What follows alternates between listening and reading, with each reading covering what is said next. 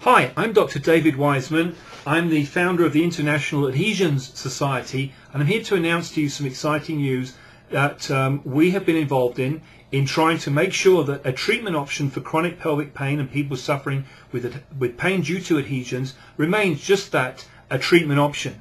Now, what's going on here? Well, a few months ago, a report was published by the Vanderbilt Evidence-Based Practice Center, which is part of the Vanderbilt University, and they were commissioned by AHRQ, the Agency for Health Care Research and Quality, which is itself a division of the Department of Health and Human Services. I hope you get all that. And the AHRQ commissioned the Vanderbilt people to write a report on chronic pelvic pain and all the treatments for it. So right there, that's a huge advance, that finally the government is paying attention to chronic pelvic pain, and just to put this report together has been a tremendous feat. And so we really encourage people to read it. It's a terrific report, and you can go find it on the web, on the internet, AHRQ chronic pelvic pain. You'll find it if you Google it. So the report makes great reading, and we hope that as a result of it, many good things will come out of it. But one of the things that we took a little bit of notice about was the issue of adhesiolysis. Now, adhesiolysis means the cutting of adhesions. Adhesions are scars that occur between organs that should not be normally connected. They connect organs that should not be attached to one another. And adhesions are believed, among other things, to cause pain. And so the cutting of those adhesions is believed to somehow or other treat pain, and indeed that's the experience of many people that it does.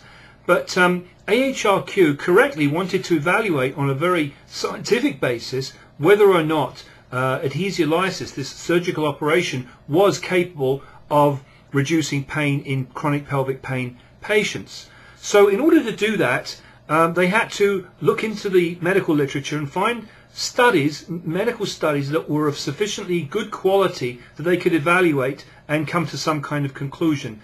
And even though there had been a lot of papers written on the subject, really there was only one study that met the strict criteria of the Vanderbilt team, and that was a study performed in Holland, published about 9 years ago by Dr. Dingham and Swank in Gouda, the same place where they make the cheese. And the study was a very interesting study, and I think has contributed greatly to the medical literature, but it had a number of methodological and statistical flaws, which we believe the AHRQ people, the Vanderbilt people, weren't fully aware of when they formulated their conclusions. Now, why is this important? Well, it's important because this type of report, this AHRQ report, is specifically written for people in decision-making positions, policymakers, insurance providers, and so on and so forth. And were they to read a report like this and come to the wrong conclusion, it could mean that the treatment for hundreds or thousands of patients could be approved or not approved.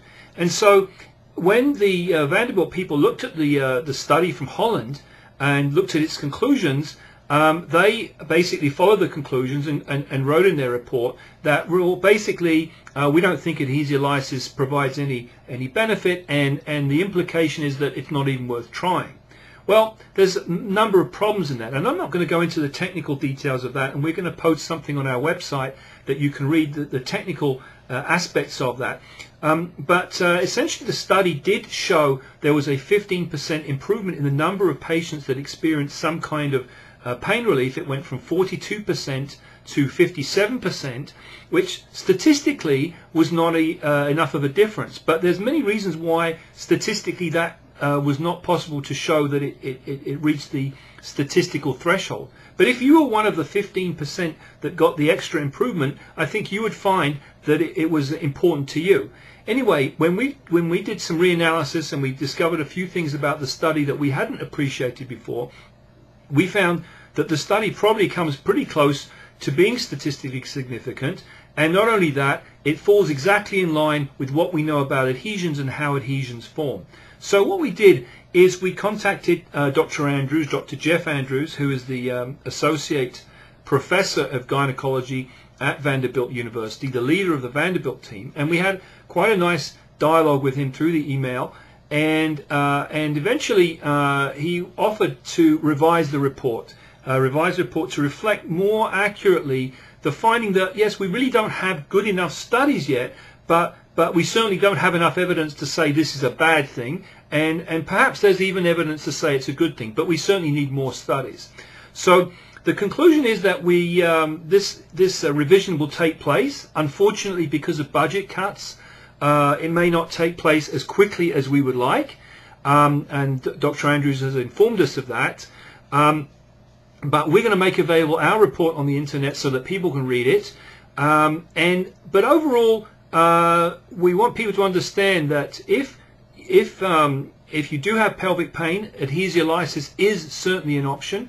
But if you can explore non-surgical options, that's even better. And there's a number of them around. There's physical therapy, there's cognitive therapy, there's guided imagery, and through the company that I formed recently, we have the name of the company is KevMed, K-E-V for Victor, M-E-D for dog, .com. We have launched a new product which is a portable, wearable, therapeutic ultrasound product. I have it over here. This is called a pain shield. This is the shield here.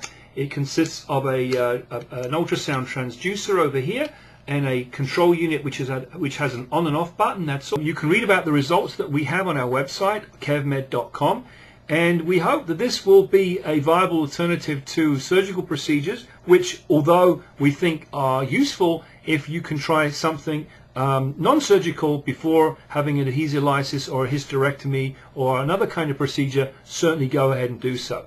But in the meanwhile, good news for adhesion sufferers, for pelvic pain sufferers. We hope that we're going to keep adhesiolysis on the menu of possible treatment options. But remember, you can also explore non-surgical options before then and hopefully obtain some kind of relief. Anyway, so for more information, you can go to our adhesions.org website. We have a sister website, iscapps.org, and of course our KevMed website, KEVMED.com. Thank you very much, and I hope that you can get some relief. Bye-bye.